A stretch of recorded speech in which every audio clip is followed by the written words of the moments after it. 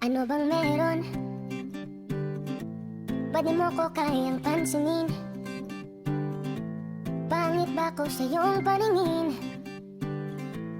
Ano bang meron? Natatakot ka ba? Na baka ay masaktan kita? Pero sinta, huwag kang mag-alala.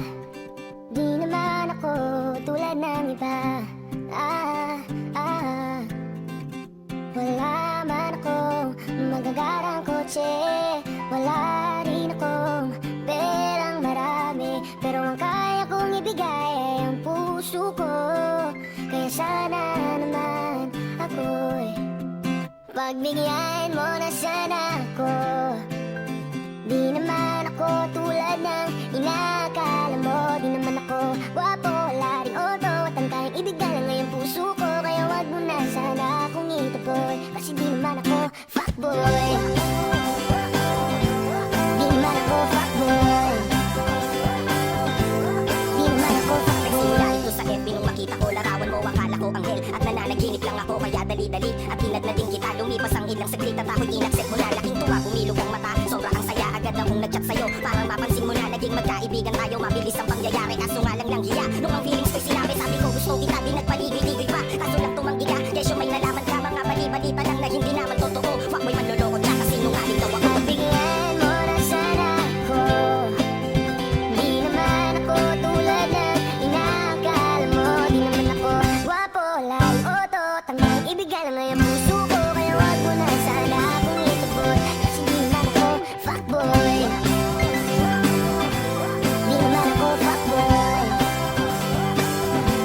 Di naman ako fuckboy. Hirap daw kasi magtiwala, hindi din madali ang maniwala sa mga pangako na maaari kong bitawan. Kaya sana naman ay paniwalaan. Pagbigyan mo na sana ako.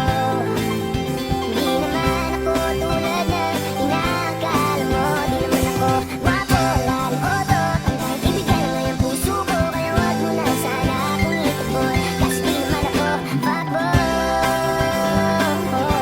Di naman ako fuckboy. Di naman ako fuckboy. Di naman ako fuckboy.